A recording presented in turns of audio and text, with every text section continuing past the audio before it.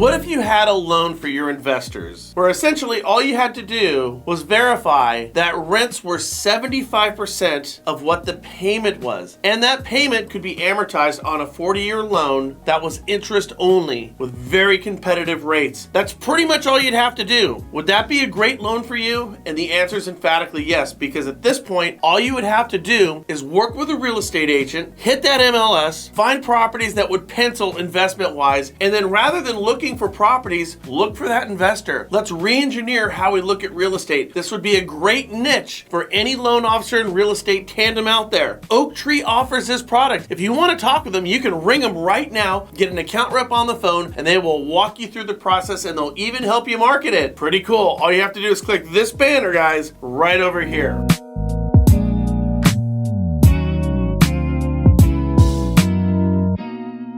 So I want to say happy birthday to Jimmy Versiliano of Goldwater Bank, Brady Webb from the Marketing Animals, grr, and Michael Damon, the broker owner of Monarch Realty Group out in Ohio. Make it a great birthday, have fun, throw back, and then throw down. That's usually the order, so make sure that you temper it, guys. Now on with the show here. Great news from Tim Howard, who was the former CEO at Fannie and Freddie. And I gotta tell you guys, this actually concerned me, so this is pretty good news here. Here's the message from Tim. The results of the Federal Reserve severely adverse scenario that is used to access the capital adequacy of large commercial banks and run for Fannie and Freddie earlier this year are even better than you described. They show that in a scenario in which real GDP falls by 4% and unemployment rises by 4%, Fannie and Freddie each remain profitable throughout. They do not have to dip into their capital reserves. So what Tim is really saying is this spells a significant downturn in our economy, and in that scenario, the GSEs are not just okay, but they're still profitable. Now, one might say this is an excuse to once again start the quarterly sweeps by the Treasury of the GSEs. This also speaks to the unbelievable strength of the United States housing market, considering Fannie and Freddie give their implicit guarantee on nearly half of all mortgages across the country. This news should also speak to non-QM because a severely adverse scenario that works out for the GSEs is also going to bode well for other types of loans. So as the GSEs make credit access less available and loan level price adjustments head-scratchingly more expensive, our need in the mortgage industry, our actual need for non-QM is going to grow and grow significantly in the coming year and years. Frankly, less dependency on government financing, and that's what the GSEs really have become at this point, is probably a good thing. Truth be told, we've heard about releasing the GSEs from government control for over a decade now. Now, the reason we haven't done it,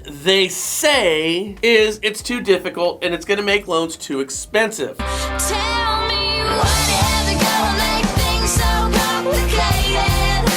I see the Even if the market goes to shit, the government is still going to make money off these GSE golden gooses. Here's an option that I'm thinking of right now. I want to spell this out, and I'm just spitballing here for a second. If we truly want to get off of government financing, as we've been talking about for over a decade, there is a solution in front of us right now. Just quit using Fannie and Freddie, and that will totally dry them up. Just go completely and totally non-QM. Hell, Fannie and Freddie right now, they act like they want you to with their loan level price adjustments and the lack of credit availability that they're currently offering. And oh yes, as I said earlier, start with my great friends with a great pricing and their fantastic servicing and great products over at Oaktree. I mean, seriously guys, how many times do I have to tell you this? But back to the point here. Here's the question. If the GSEs and non-QM can survive a severely adverse market as spelled by the Fannie scenario, then why can't the mortgage industry do the same? As we sit here, we are seeing mortgage companies laying off loan officers and staff alike, and we're not even in an adverse market yet. Hell, we're far from it. Why is this happening right now? Well, I'll tell you, it's corporate priorities. In short, what we've seen over the past couple of months is companies with sweatshop refinance call centers are the ones that have faltered. Those that have kept their core values in line with a good cross-section of products, pricing, service, and both purchase and refi focus are still totally kicking ass, and they will continue to do so, I believe, even through adverse markets. That should tell you as a loan officer that that's exactly what you need to be doing with your own personal business. Finally, I have a question. Here it is. Would you do it? Well, do you,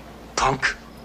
The house from A Nightmare on Elm Street is for sale, built in 1919. It's got 3 bedrooms, 5 bathrooms, a pool, and a guest house. It's going for $3.25 million bucks. Now, the movie was set in Ohio, but the house is located in Spalding Square, Los Angeles. The Zestimate is $2.99 million. They're asking $3.25 million, meaning if you want to buy this house, understand that there's a $250,000 markup in Freddy Krueger upgrades.